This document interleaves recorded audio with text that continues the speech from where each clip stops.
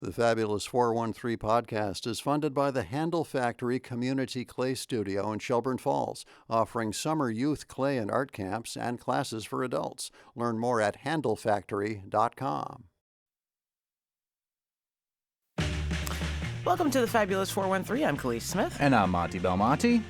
And today is about the American cultural landscape. And yes, we know about the holiday that looms large for next week. But gearing up to that, we've got a couple of stories to put towards that dream some folks literally cross oceans and thousands of miles to realize. One happens on the pages of books that we and our littles read, as we'll see when we visit the new Grace Lynn exhibit at the Eric Carle Museum. And one happens and is constantly happening about 500 miles south-southwest of here with rippling effects everywhere.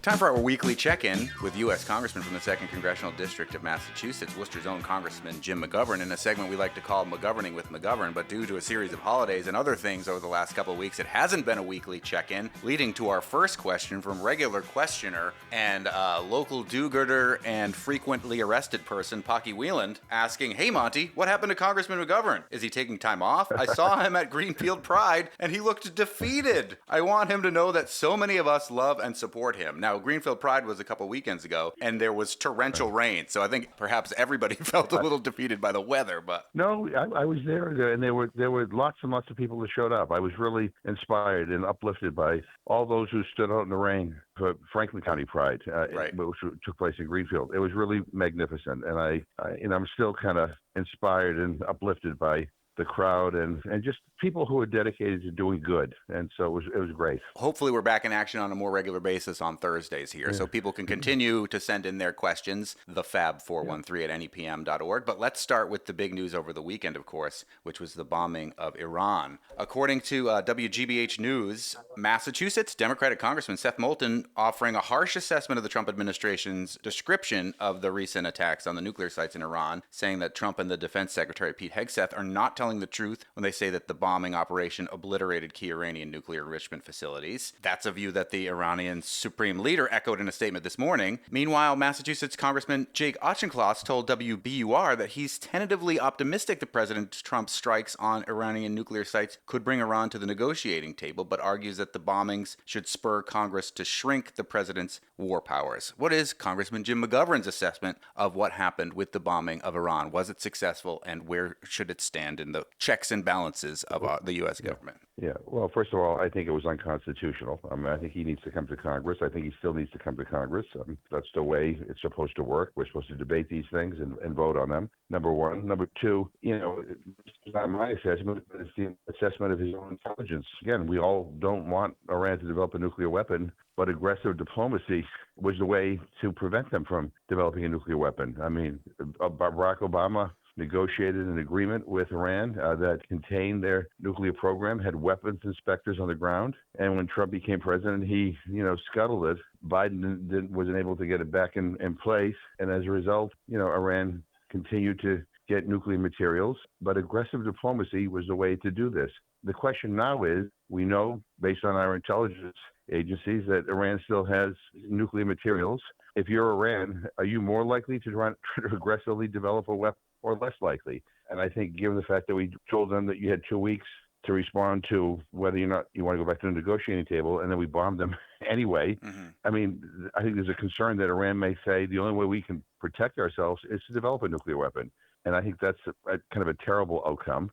And look, what we should be doing as a nation is not only focus in on how we prevent Iran from getting a nuclear weapon through aggressive negotiations and diplomacy, but we ought to be leading the world in an effort to limit, contain, and then ultimately to abolish all nuclear weapons. That's, to me, something that is worth pursuing. And unfortunately, we're not even talking about arms control right now. We are, meanwhile, maybe even changing the name of the Department of Defense back to the Department of War, which sounded like bluster, but is actually something that I've been reading is potentially actually happening. So this could be something going forward in the future, that these unilateral bombings without congressional approval. Is there movement from any Republicans that you're seeing to say to claw some of this power back into Congress, where it constitutionally seems it should belong? Yeah, Representative Thomas Massey from Kentucky, who's a libertarian/conservative, introduced a war powers resolution. I'm a co-sponsor of that, to get us to debate and to vote on kind of the president's powers and reasserting Congress's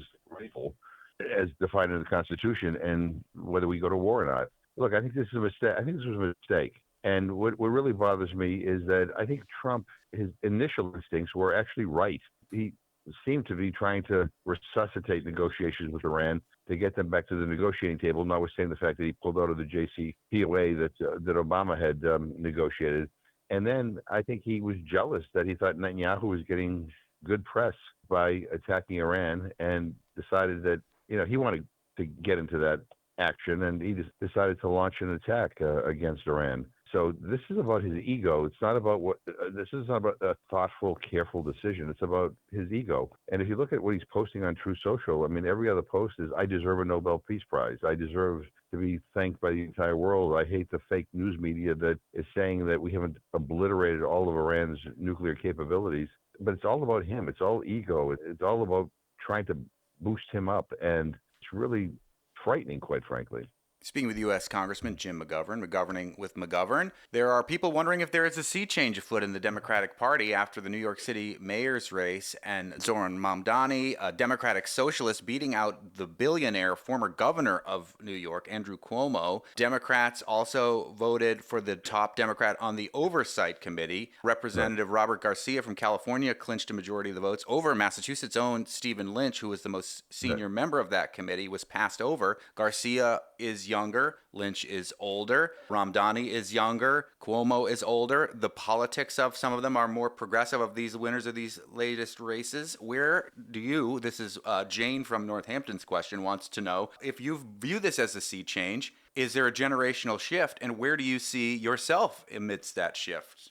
I don't know. I'm getting old, so I don't know. That's why that was my artful way of asking it nicely. But here's the deal, and this is the way I view it.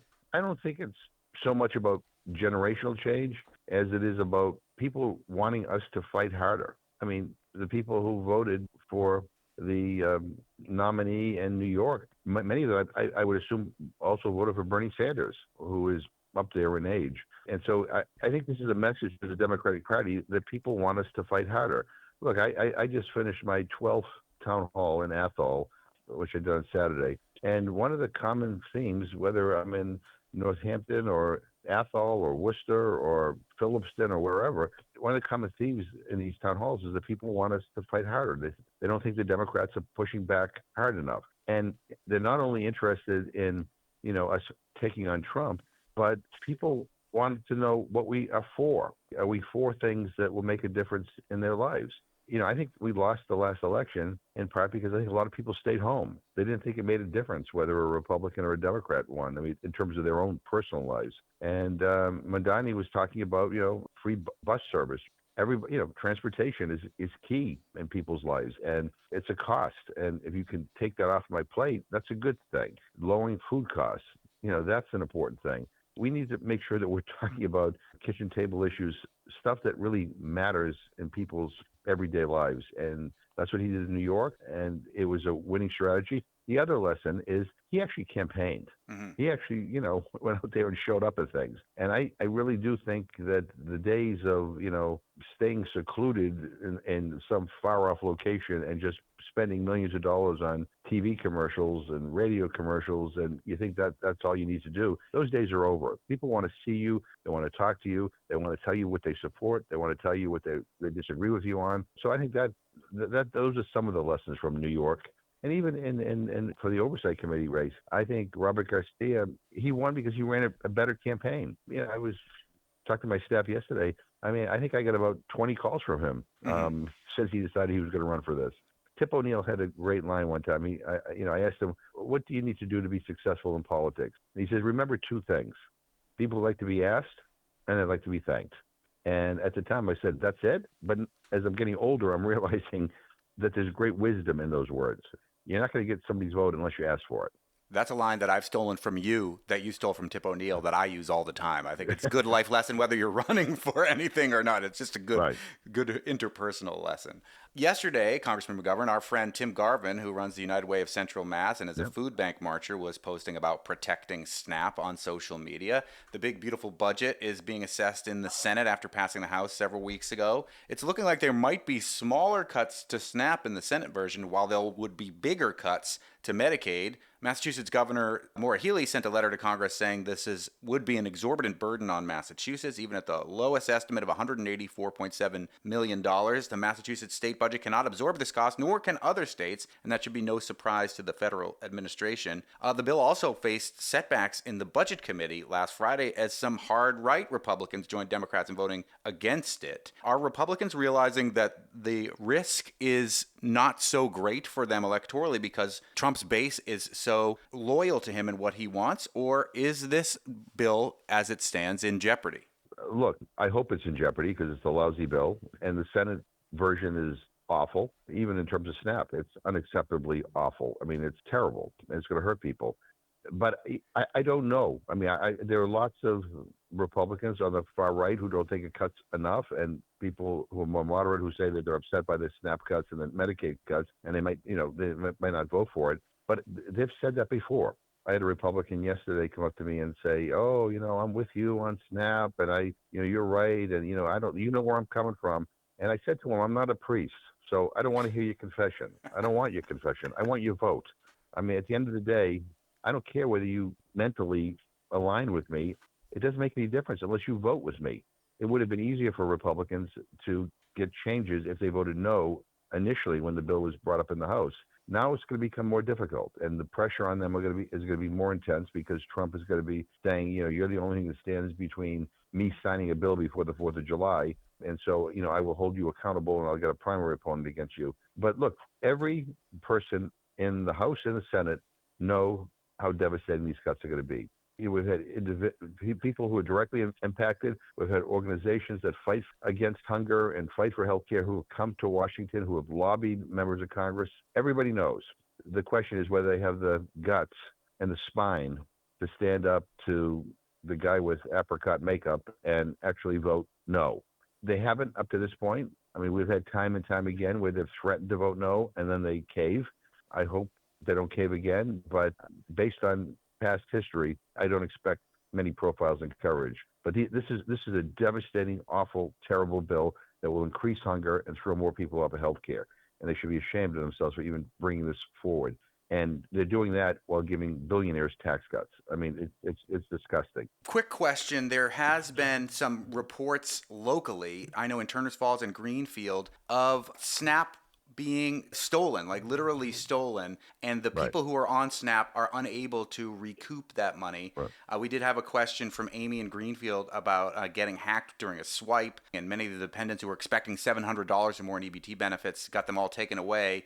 Is there anything that can be done federally when people are robbed of their SNAP dollars? We've been asking the administration to address this question to make people who have been victims of crimes and whose SNAP benefits have been stolen to make them whole again. This happened through no fault of their own. And this is a food benefit. And so far they've done nothing. We've tried to get the Agriculture Committee to move a bill that would fix this, and they haven't done it so far. But no, it's terrible. Again, this is a benefit that is on average of about $2 per person per meal. I mean, I'm talking to you. I'm in the United States Capitol right now. There's no place here I can buy a cup of coffee for $2. Mm-hmm. And yet that is the average benefit that people receive. People on the benefit, the majority of them are working people. They're children, they're senior citizens, they're veterans. We're nickel and diming a program to provide people just the basic necessity of food is unconscionable. Congressman McGovern, what is giving you hope this week? Our final question during McGoverning with McGovern. So yesterday I spoke at an event honoring His Holiness the Dalai Lama's 90th birthday. And there were hundreds of Tibetans from all across the country, many from Massachusetts, who were gathered here for this ceremony. They're lobbying members of Congress to not forget about Tibet and to restore the funding that the Trump administration cut to help support the Tibetan people. We had a nice message from His Holiness the Dalai Lama. 90 years old, and he still is hopeful and optimistic about the future and is still trying to appeal to the better angels of our nature. I left that gathering yesterday feeling as crummy as I feel and as terrible as things are here. You know what? The Dalai Lama has never, ever given up. And he still believes that we can become a better world dedicated to good. And I left there with a little bounce in my step. So to His Holiness and to the Tibetan community, they continue to inspire me. I still wear my Tibetan prayer beads that the Dalai Lama gave me a couple of years ago. He said this is to help you deal with your negativity and your fear and your anxiety and to give you hope. And sometimes I want to call them and say they're not working. But anyway, I need another set of beads. But there are people out there who have not given up, and they should be an example for all of us. As crummy as the world may seem right now, we can't give up. And the Dalai Lama his freedom was taken away from him. He was forced into exile from his country, but he is still hopeful that there is a better day to come. I got to tell you, one of the most beautiful parts of the funeral for your daughter several weeks ago, there were so many members of the Tibetan community who came out to that with their prayer beads throughout the duration of this Catholic funeral mass. It was a very moving part of an extraordinarily moving ceremony. So, I'm blessed that I have a very vibrant and caring Tibetan community. We need to learn from them and from His Holiness about how we should approach the future. And sometimes we focus too much on the negativity, and we don't focus enough on what is good and what is positive and what is hopeful. I was inspired, and I feel blessed that I was able to be there yesterday. So happy birthday, His Holiness the Dalai Lama. U.S. Congressman from the 2nd Congressional District of Massachusetts, Jim McGovern, joins us every Thursday. Send your questions in thefab413@nepm.org, and I'll do my best to ask them on your behalf. Thanks as always, Congressman. All the best. Speaking of the hopeful communities coming together, one is growing right under our feet, and local author, illustrator Grace Lynn's work might speak to them. So next, with her new novel in tow, we'll head to the Eric Carle Museum to explore the world she's been creating on the page and beyond. You're listening to The Fabulous 413 on 88.5 NEPM. We're at a new exhibit at the Eric Carle Museum of Picture Book Art in Amherst, which I believe is still the only museum dedicated to picture book art in the United States, despite the fact that other countries around the world have already adopted picture book art as art that is worthy to be shown in a museum setting. And the new exhibit here is the art of Grace Lynn, meeting a friend in an unexpected place. Although this place would be very expected for you, Grace Lynn, because your picture book art is so incredible, and you do have a new middle grade novel that has wonderful artwork as a part of it, but this is like a career retrospective for you. Yes, it's a really, really big show for me. I don't think I've ever had a show this elaborate, and it's really wonderful. It's cool because you live here in the Valley, and this is a museum right in your backyard, and I was joking with folks before we came on the air here that it's like the Eric Carle, Dr. Seuss tractor beam that has brought so many people like you and like Tony DiTerlizzi and like Mo Willems and like Jarrett Krasaska, who are all of these incredible artist illustrators, to this area that's now so rich with artist illustrators because of the history of Eric Carle and others. Introduce us to your art. Walk us through your exhibit. Sure. Okay. Yes. I'm so excited to have my show here. The title of the show is Meeting a Friend in an Unexpected Place, and the reason why that's the title is because in Chinese culture there's 4 things that they consider the greatest happinesses of your life. 1 is passing the imperial exam, 2 is a happy marriage, and 3 is rain after a drought, and 4 is meeting a friend in an unexpected place. And since I feel like creating art and reading books and all those things is one of my greatest happinesses, and I feel like all the books that I've made and read are kind of like meeting a friend in an unexpected place, that's why the show is called that. Your artwork is particularly beautiful, and a lot of the folks that we know and that I mentioned do picture books where they have beautiful art, but maybe not as fleshed out text, but you're the double threat. Thanks. Well, I think that as we go through the pictures, I think what maybe is a little bit different in my work versus maybe some others is that my work is like really, really personal in an autobiographical way. Like you can see like there's my parents, there's my sisters, like there's my child. Maybe that's why I tend to write, because it's so many things are just capturing parts of my life. Tell us about some of these pictures we're looking at right now. This is the section called Celebrating Culture and Traditions. The curator, Melissa Hung, she divided the gallery art into 7 sections, and this is the Celebrating Cultures and Traditions section.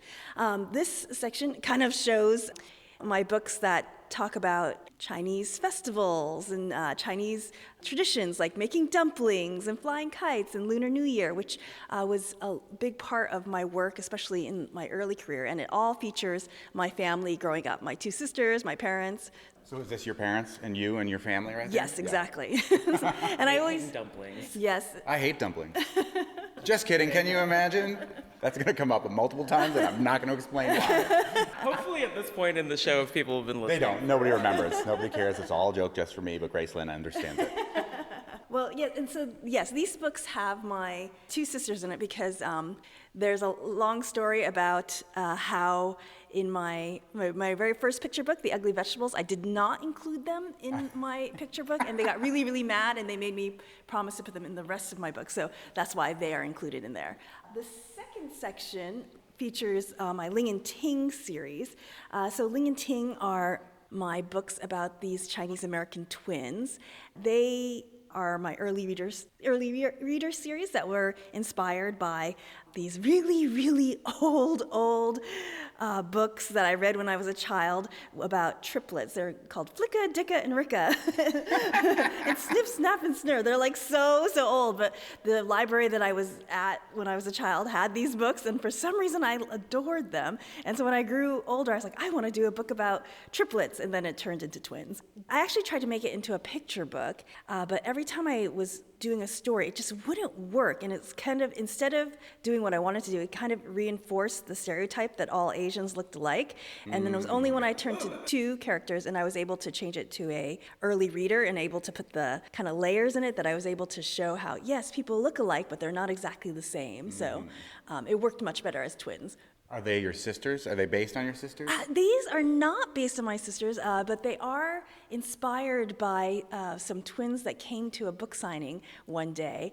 These 2 Asian American twins came to one of my book signings. They are dressed exactly the same, and they were both eating cookies, but one was eating her cookie in a very delicate way, like breaking a piece and putting it in her mouth, and the other was like shoving it all in her face with the crumbs all over, and I was like, that's the kind of twins I want to illustrate. That's amazing. And then they've become Ling and Ting. Did you ever meet these twins ever again and let them know that how influential they were on your career? I don't know if I've ever met them again. I remember I did send their mother a letter afterwards, so I assume they know. Many of your books, Grace Lynn, and we're at the Eric Carle Museum at a 26-year career retrospective of your incredible work, your artwork in particular here at this museum. A lot of your work involves food. Yes. From the very first book you mentioned, which was what again? The Ugly Vegetables, and to like dim sum for everyone. All of my work is very Asian American focused, and I think I talk about this a lot about how when I was younger, I really did not feel connected to my Asian culture, and when I grew older, I really was trying to make these roots stronger. And the 2 things that did connect me to my heritage was the food and the fairy tales, and so that's why I leaned really into both of those things very heavily. And so that's why I have a lot of books about food, because that was kind of my tenuous roots to my Asian heritage, and I grew it thicker and thicker and thicker with these books. And now you have a book that does both simultaneously. Exactly. Yeah. So you can see I really leaned into it. Yeah, the Chinese food book that you did, we had you on about when it came out, is so incredible. I love it. And if you've ever gone through a Chinese menu, it tells the stories of the interesting names that are behind that menu and the mythologies that surround them and things. It's really, really fun. I have it with my cookbooks, even though it's not really a cookbook. Sort of a cookbook. Yeah. If you kind of know what's going on, you can sort of figure out what you need to put in the things. Yeah. So these are all the books about food, from The Ugly Vegetables to dim sum, and then here is the Chinese menu book that you were talking about. Who's the girl on the cover of the Chinese menu book? This is one of my daughter's friends. Her name is Ming Han. So Hazel had been on a lot of covers. She was on Once Upon a Book that same year, so we didn't want to have her on the cover of this one as well. Mm-hmm. But you can see that she's there. Oh, yeah. She's in the interior. What's really cool about this here is that you can see your sketch process about getting it to this final edition that was on the hardcover book. Walk us through some of the stuff that we're looking at underneath it. So I work in a really traditional way, like traditional in the sense that when I started, we didn't use computers. And so this is the method that they kind of encourage us to do in art school, and I've never been able to change since. I sketch on tracing paper, then I'll layer things over each other. So first I did the kind of the marquee where I was going to put the title, and then that's on one piece of tracing paper, and then I did the drawing of Minghan or the girl on another piece of tracing paper, and then I put the border on another piece of tracing, and then I just layer it all up to see if I like it, and if I don't like one layer, I'll take that out and I'll redo it. So tracing paper has always been one of those things that I sketch on because it's so versatile, and I can just see how things will look all together that way. Photoshop now has layers, and we were always using layers, but we were using tracing paper as layers back then. And like a light box or something? Or? Yes, in the light box. Mm-hmm. I'm weirdly curious about your source book here, Chinese label art from 1900 to 1976, which clearly influenced like the label and then some other work. I think that's come later, but some of the reference materials in here are really fascinating. So Chinese menu is really, really inspired. The art of it is really inspired by Chinese label art, and I remembered having these strange like tea labels.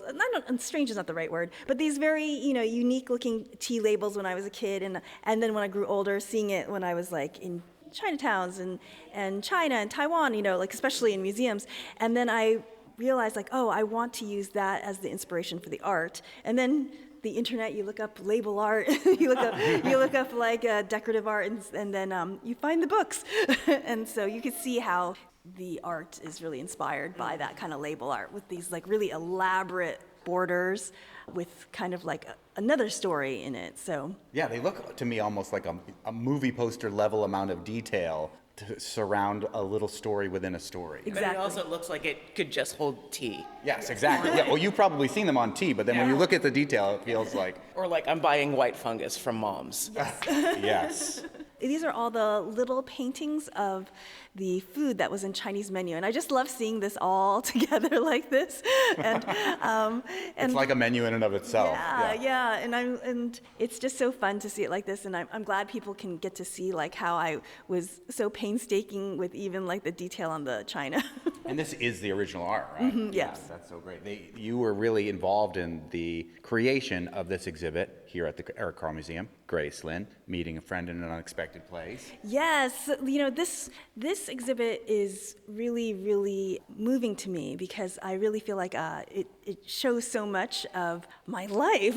So when the curators actually came to my house and they went through all my flat files and we chose all, and she chose all the art, and she's like, do you want this one? Do you want this one? And Melissa went through it all, and it was just a really lovely feeling, also really surreal feeling to like see my whole life in my art this way. Which of these menu items that are all displayed together here at the Carle do you feel you would most like to eat right now? Oh, what I most like to eat? Geez, I think that it's pretty hot right now, so I'm going, well, I always eat dumplings because, I know I hate dumplings. You hate dumplings. Just kidding, can you imagine? I always go for dumplings, but because it's so hot, I might just go for a cold red bean soup instead of a warm red bean soup. But the one I'm most proud of, honestly, is this. The tea? You have them as different teas. Yes. It's this teapot, the silver teapot. I remember after painting the silver teapot, I was very proud of myself. I remember I went downstairs to my daughter and my husband. I'm like, do you want to see the teapot I painted? Were they also impressed? They're like, yeah. It's so funny because the other ones have like incredible designs on them, but the silver teapot is very, is it just trickier It's just trickier as like to make it look like silver. Yeah. Also, dumpling salad bridges the gap between hot dumplings and something cold you need to eat in summer. Just throwing that out there. I hate dumplings. Just kidding, can you imagine? There's your 3. Yes. Up next, we see the new Eric Carle exhibit get extra personal and up close as Grace Lynn shows us how her working space is an active part of visitors exploring her process. And hear how motherhood affected her stories and artistry. You're listening to the Fabulous 413 on 88.5 NEPM.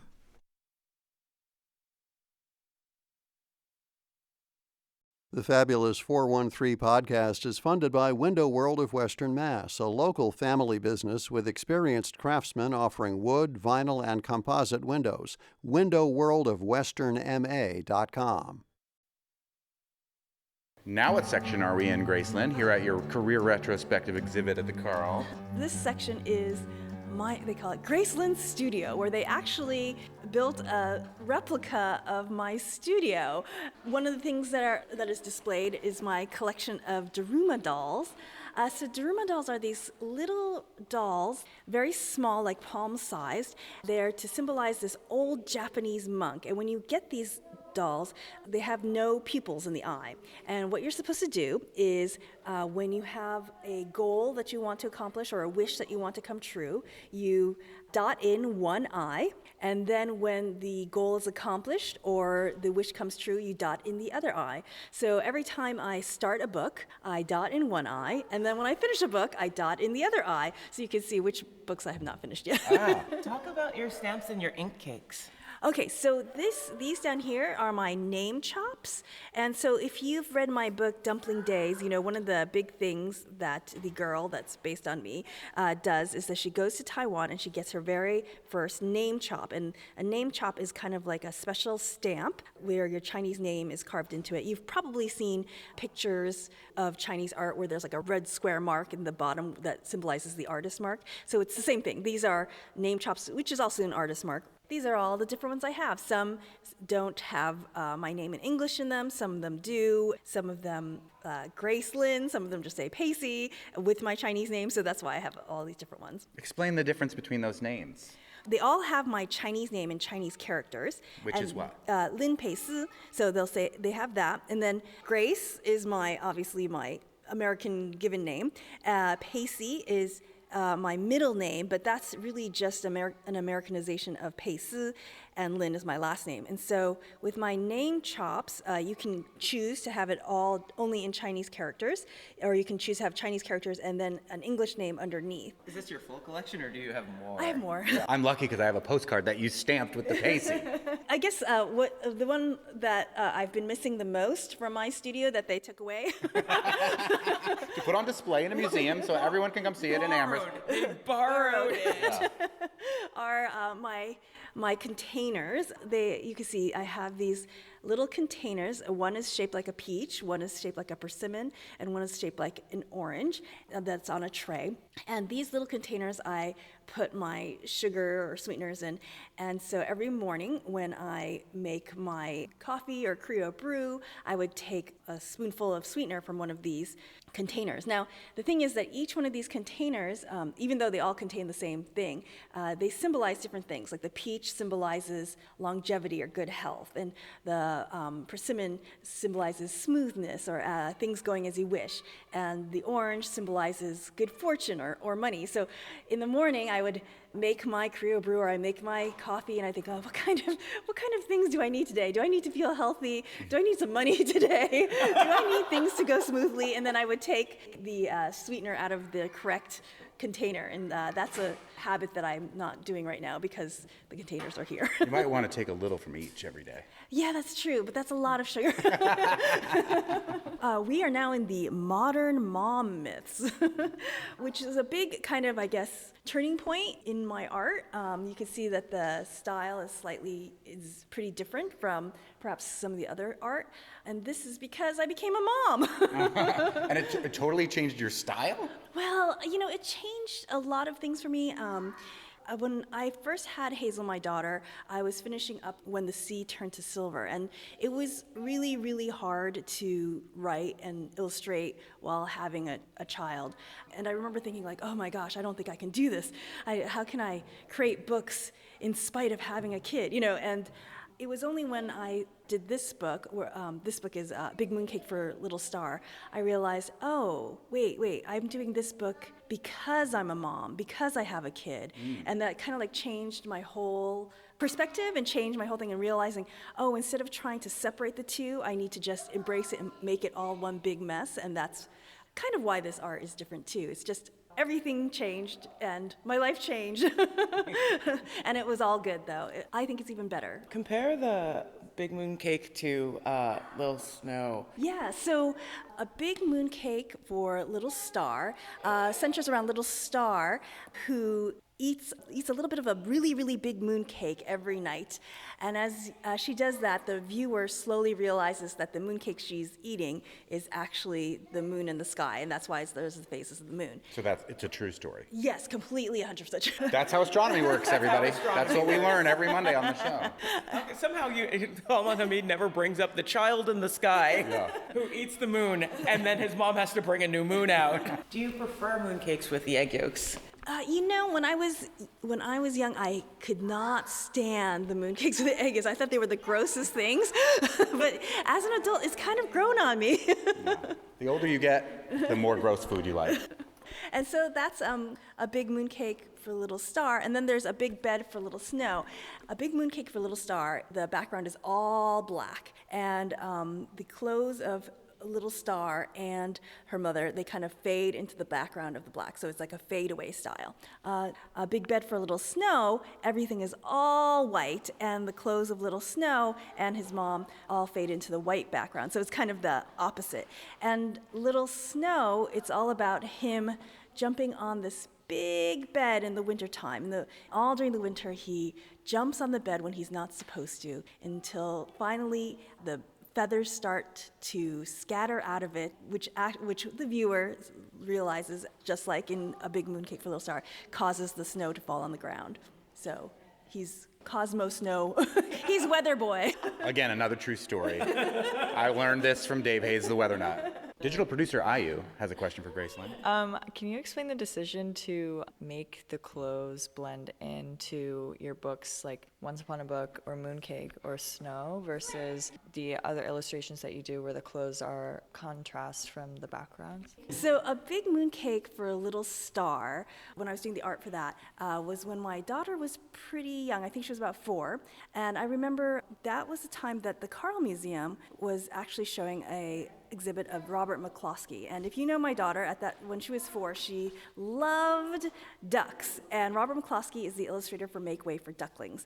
And so we went to go see that show. We had a great time. It was a beautiful show. And I was like, oh, let me take a picture of you in front of the marquee. And that's when I realized what the title of the show was. And the title of the show was Americana on Parade. And I remember feeling really, really weird and really, really, honestly, I felt really hurt. I realized, oh my gosh, I just took my daughter through this show, Americana on Parade, and there was nobody that looked like us in it. We're not a part of the Americana. And I remember feeling really, really upset about that. And I went home and I was like, I needed to work on the art for A Big Mooncake for Little Star. And I started saying, okay, I need to get inspired. And I took out this old book that was a compendium by Coles Phillips. And Coles Phillips is one of the illustrators who was kind of known for this fadeaway style where the clothes melt away in the background. And I always loved his art, so that's why I had the book. But for the first time, I realized what the title of his book was called, and it was called The All-American Girl. And as I was flipping through this compendium, it was the same thing. It was like The All-American Girl, all these beautiful women who didn't look anything like me and my daughter. And I was like, you know what, I'm going to take this back. And so that's why if we go to the end paper show, you'll see how A Big Mooncake for Little Star, the end papers are very much inspired by Blueberries for Sal, which is my favorite book by Robert McCloskey, because I feel like he cast Sally, his daughter, as Sal in Blueberries for Sal, casting her as the All-American Girl. And I was like, I'm going to cast my daughter as the All-American Girl in my book, A Big Mooncake for Little Star, and I'm going to have the fadeaway style, just like Coles Phillips did as the All-American Girl compendium. So it's just such a satisfying way to work. And now, to bring it back to our summer reading week, we finally get a chance to talk about Newbery honoree Grace Lynn's newest novel, The Gate, the Girl, and the Dragon. And its connections to real life at the exhibit at the Eric Carle Museum. You're listening to The Fabulous 413 on 88.5 NEPM. The Fabulous 413 podcast is funded by the UMass 5 College Credit Union, dedicated to creating access to financial well-being for local people, businesses, and communities. Insured by NCUA, umass5.coop. The Fabulous 413 podcast is funded by Northeast Solar, helping customers make the switch to solar for savings, energy security, and tax incentives. Learn more at northeast-solar.com. We brought a resident baby with us to check it out. Claire, what was your take on Grace Lynn's exhibit? No comment. There were lots of comments. They were all in body language, which isn't transferable through the radio. Yeah. She did say, that's a moon, that's a moon. No, wait, that's a cookie. So that was her comment. You were correct on both counts. Again, no comment. Where are we now, Grace Lynn, at your exhibit of your 26-year career retrospective here at the Art Carl Museum of Picture Book Art in Amherst? We are now at the Adventures Through Imagination section. But this has the magic that you bring into the books, which is really wonderful, both in the storytelling and in the visual storytelling. I'm a huge fan of all of the dragons that you have worked with over the years. Yeah, and I think this section really shows not just the dragons, but like all the love of books and the love of reading. And I think they all show like the kids are reading, and then there's a dragon in the picture. The kids are reading, and then you see all these magical fish. So maybe this section is also kind of like love of reading section, love of books section. But dragons are almost always like conveyors of knowledge and help and aid and strength. So like it seems fitting that they would consistently show up in your books. That's true. I think they're supposed to be very wise characters. Though they're not always, as if you've read some of my myths, some are a little off. I mean, that's a thing that happens in this latest book of Yes, yours. some of them are Exactly. downright evil. Well, Not evil, but misguided. Which kind of brings us to this giant section over here, Grace Lynn. You have a new book that's out, a middle grade reader as they call it, The Gate, the Girl, and the Dragon. And we are approaching at the Eric Carle Museum, The Gate. Yes, so this is the part I think might be my favorite part of the show, where they actually built a replica of the Chinatown Gate that's in The Gate, the Girl, and the Dragon. They kind of have this whole section called the Myths and Journeys section, and it shows most of the art from where the mountain meets the moon, Star of the Sky, and when the sea turned to silver, and The Gate, the Girl, and the Dragon. So it's really lovely to see it all together like this. Yeah, this is the dragon with ill intent that we mentioned earlier. It's a wonderful illustration of the dragon coming out of a wave in the ocean. and we can't say any more about it because that will ruin things. Yeah, I don't want to ruin this. See, this is our summer reading week, and your book, The Gate, the Girl, and the Dragon, is all a part of it. I have stopped reading all of the books up to a certain point so that we didn't ruin the endings, but I did read the entirety of your book. So I could very easily ruin everything, but I don't want to. It went so fast. Yeah, and I'll also say I was reading it on the beach in Cape Cod, and the book itself is a piece of a work of art. So I would, be holding the book and the golden pages that surround it. People are like, "What is that? It looks so beautiful." Can I just look and hold it as an artifact? Oh, that's so awesome to Yeah. hear. I loved in the book how it was a rabbit hole of myth. It's like, I have to tell you this story about, wait, hold on, I have to tell you this, oh, hang on a second, we gotta go way back. Throughout the whole book, like, characters are like, wait a minute, why don't you know this story? Okay, now we all have to pause and you gotta find out how this works. Yeah, so this book, The Gate, the Girl, and the Dragon, I guess in some ways was inspired by a Chinatown Gate. I was at the Chinatown Gate in Boston when my daughter was really, really little, and I was pointing out the stone lions to her, and then I was like, oh, it would be so great to do a book about the stone lions. And then I started doing some research about Chinatown Gates, and I found out that Chinatown Gates look the way they do, and not just Chinatown Gates, but Chinatowns look the way they do, because back when San Francisco's Chinatown was demolished during the earthquake, they wanted to get rid of Chinatown altogether. So to save Chinatown, the immigrants said they were going to make Chinatown into this great tourist attraction. They were going to make it into this quote-unquote Oriental fairyland. And this gate, when visitors walked through the Chinatown Gate, they would feel like they were going into a portal, into another world. When I read that, I was like, oh, that's so interesting. And then I was like, why don't I do my book where the Chinatown Gate actually is a portal into another world?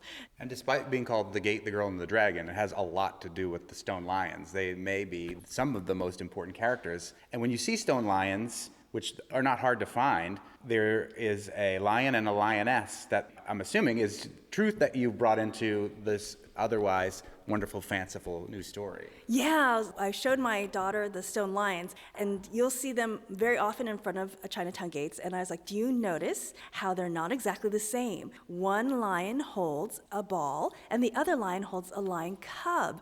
And I was like, that's because the ball symbolizes the world and how we're all connected, and the cub symbolizes our future. So one is like protecting the world, and the other is protecting our thriving future.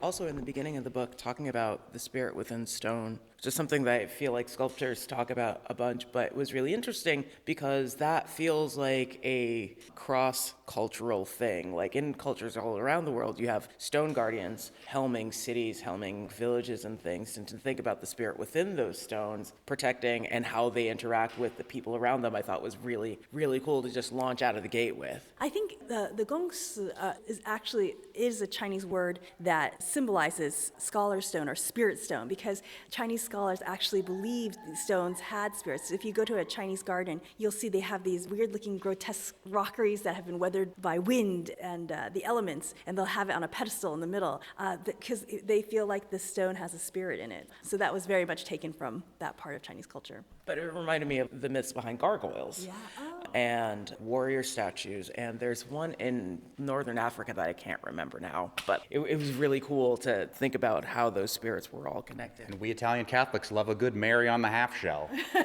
Don't call her that!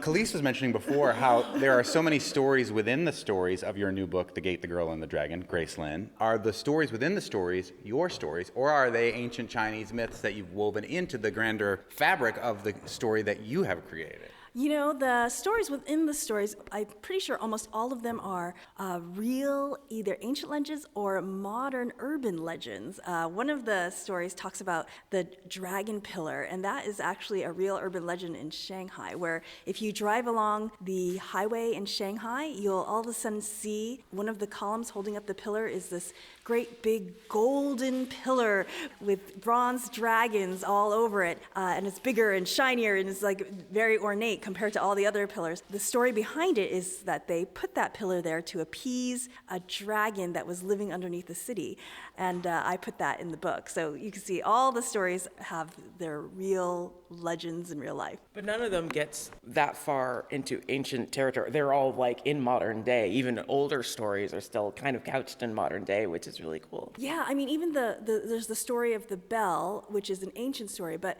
we still have that bell today. So it's kind of showing even these ancient legends and these ancient myths, they still are alive in our world now. So that's kind of what this book is about. It's different from my other books like Where the Mountain Meets the Moon and Star Over the Sky, because those books are placed in like a old-time fairy tale China. So I feel like in some ways you could be like, oh, that's a long time ago. Whereas this book, I really wanted to kind of show how our myths and legends live with us all the time today. And the way you use them to propel this modern story forward, but pulling from these ancient myths, is woven seamlessly into it, and it's pretty amazing. Do you feel like your middle grade novels that don't use as many illustrations, but sometimes use much smaller illustrations, feel very different to depict than like your younger aged books? The thing about picture books is that the pictures in a picture book are not really supposed to be displayed on the wall, right? They're supposed to tell a story. Like the picture book, it's the overall art. So each page tells the story, tells the story, tells the story, and it's how they all interact together that makes the final product. So when I do art for a picture book, it's always talking about how it's going to relate to the next page. When I do art for the novels, these are kind of little snapshots. They don't have to talk to the next page or the page before. It's just talking to what the reader has read and their imagination of what that's read. So it is a very, very different mindset. In some ways it's more freeing because I can get into all the little details of an illustration in a novel, and I don't have to worry about having to do all those little details in the next page and the next page and the next page. If I make it red, yellow, green, purple, blue lanterns in one picture, in the picture book, the next page, I have to make sure they're in that same exact order, and I don't have to worry about that in a novel. Well, thank you for taking us through this career retrospective here. How lucky we are to have you living here, but also to have this Eric Carle Museum of Picture Book Art here near where you live so that we can go through your entirety of your career visually. Yeah, it's really surreal to see this and realize, oh, these are the years of my life. It's also surreal to look at your room and go like, oh, so you're in the middle of 3 books? Yes. I can't wait to see them. But meanwhile, you do have a brand new book out called The Gate, the Girl, and the Dragon. It's a wonderful book. It's an excellent beach or wherever read. And it's fun if you are a middle grade reader or an old man like me. Yay, I hope people enjoy it. About games and families and loss and dragons and fun stuff. Yeah, what's not to love? The Graceland exhibit at the Eric Carle Museum in Amherst will remain up through January of 2026, so add a visit to check out their curated work. You can even check out the work against a jazz backdrop on Thursdays. Yep, on Thursdays during the summer, the museum is staying open late, bringing in local jazz ensembles and letting patrons explore their exhibits. The Sunset Thursday series starts July 3rd, and they encourage folks to enjoy drinks, order picnics to go from area restaurants, or bring their own food. And feel free to bring your own blankets or lawn chairs. You can find more info on that and all their exhibits through their website. On the next Fabulous 413, we cap off our impromptu summer reading week with an event where you can read all those books, all those lovely new books we told you about this week. In lawn chairs, nonetheless, at the West Hampton Public Library, where this Saturday folks will gather to celebrate the 15th anniversary of the building and rally against federal cuts to the library and museum services with the Lounging for Literacy event. We hear there might be a horse and or a donkey. We hope the horse and donkey are there when we go talk to them for tomorrow's show. I mean, I don't have my hopes up very high, but they'll be there on Saturday. We'll also bring you Layla McCallah's pop-up session with us at last week's Green River Festival, which was inspiring. Yes, it was certainly indeed. And we will have some tasty libations with the folks at State Street Fruit Store, Deli Wines and Spirits for the return of our wine Thunderdome. Because it's been a minute with them, too. We gave them and McGovern a little bit of a break. Yeah, the whole Thunderdome has been on a little break for a while. know. But back in action tomorrow. June was so weird. Yes. And now it's almost over. I'm Monty Belmonte. I'm Khalees Smith. We'll talk to you tomorrow on the Fabulous 413. Go read a book, everybody.